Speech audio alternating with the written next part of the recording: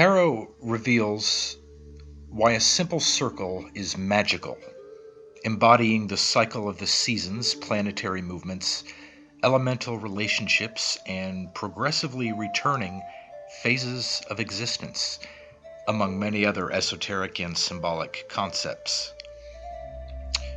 The wheel cycles as does life itself, and showing us here the varying permutations and recombinations of the letters of the word tarot.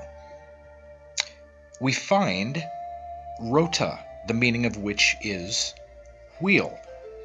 We also find rato, a Spanish word for during or while, and therefore specifically referencing the movement of time. Movement upon the wheel of destiny or fortune always occurs about the circle's edge, which is a result of the energy radiated or willed from, of course, the center, the central sun, as it were, the axis of the wheel. And a circle with a central dot is the astrological glyph for the sun. The Egyptian god Thoth and all he represents are to be found thoroughly permeating the tarot system. For this reason, we must dive into the etymological roots of his name, as well as that of the word tarot.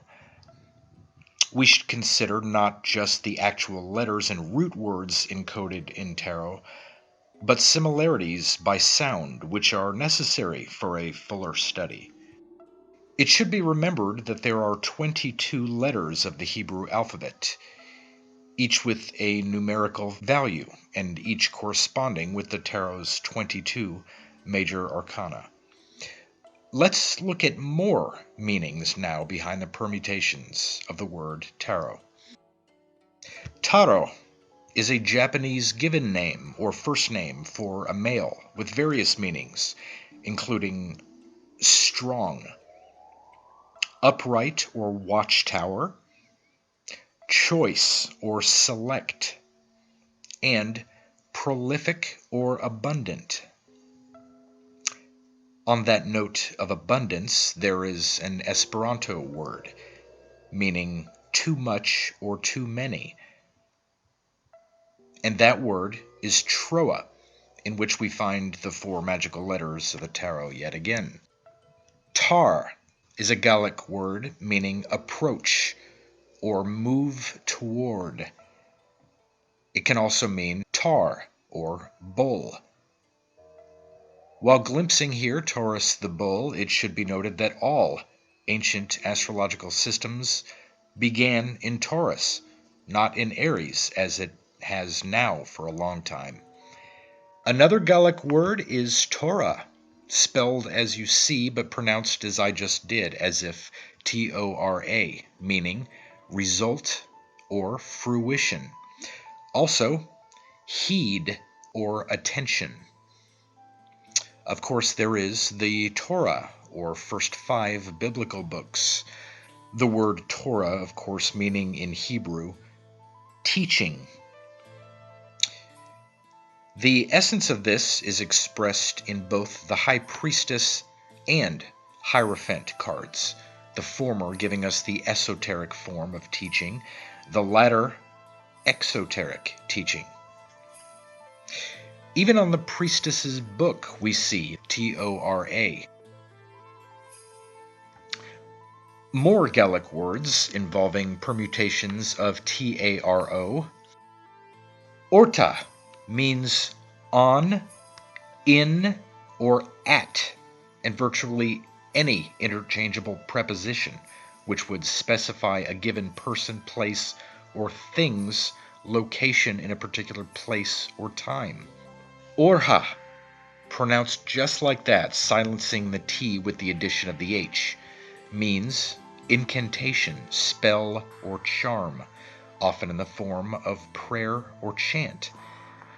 Now, similarly to rota, we find in Gaelic rao, meaning choice or selection, and you'll recall that is one of the meanings shared by the Japanese name taro. The Gallic form of rota is ro, signifying, of course, a wheel. We may even look to the name of the Canaanite goddess Ashtaroth for allusions to our theme here, with Ashtar meaning star and Roth or Rao meaning wheel. Ashtaroth can be seen as a feminine representative and exponent of the star wheel. The Sanskrit Ratha, obviously similar to Rota and Rao, means chariot. We can alter the spelling of tarot to find Ator, Ator or Ator, which is a suffix appended to root words naming a performer or member of a particular profession. In all respects, it is one who acts, as in mediator or liberator. In consideration of one who speaks, we could see O-R-A-T, as in the English word orate. A-T-R-O, atro, a word denoting something dark or black or bleak or brooding, as in atrocity, atrophy, and atropine. It can also be found in Greek mythology as one of the three fates, Atropos, the third of the three, who cuts the thread of life, and therefore is synonymous with the waning moon phase and the crone aspect of other triple goddesses. Similarly, we find the French word à trois, referring to one of three.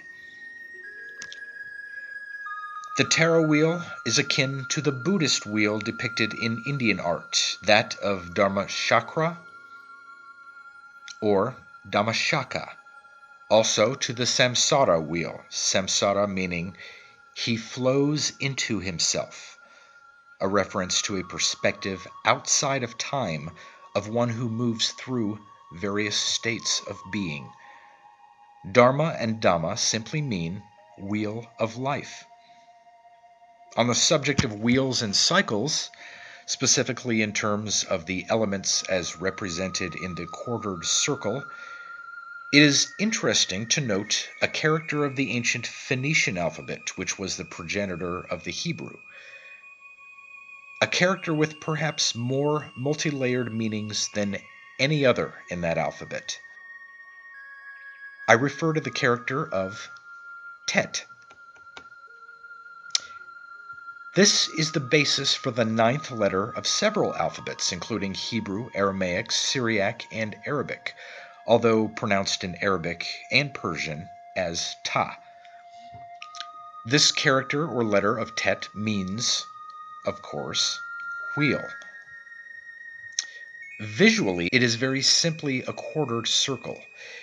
It also happens to be the astrological glyph for Earth. It is a view of the Great Pyramid of Giza or any other pyramidal structure on Earth as viewed from above. On that note, Tet shares a root with Toth, also pronounced Tot and phonetically as Thoth, none of which are more correct or incorrect than the other, being that the original Arabic Egyptian name this corrupted form is based upon was Tehuti. Thoth is the Egyptian god of writing and magic, and perhaps most significantly for our purposes here, of teaching and communication.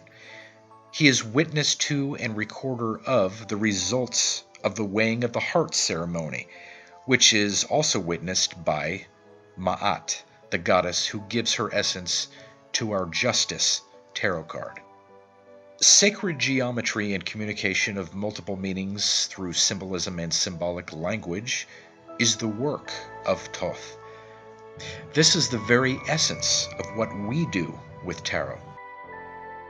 In the character of Tet, we can see the cycle of the seasons, and in Trump 10, the wheel of destiny or fortune, we see in the Rider-Waite-Smith deck a mixing of the 4 letters of tarot corresponding to the 4 directions of north, south, east, and west, with the 4 Hebrew letters spelling the name of God, Tetragrammaton.